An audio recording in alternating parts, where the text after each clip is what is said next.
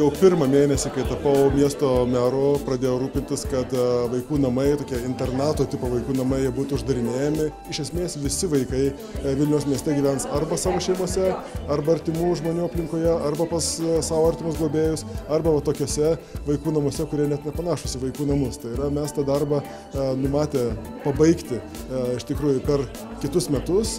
Tai manau, kad pastangos šitas atsiperka ir tikrai visus kitus raginu ir kviečiu pasekti mūsų pavyzdžių.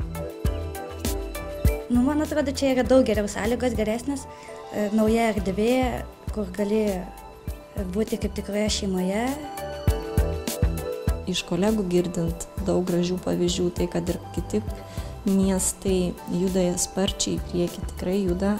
Klausia ir mūsų patarimų ir patirčių, kaip sekasi, kaip organizuoti maistą, kaip organizuoti žmonių darbo grafiką.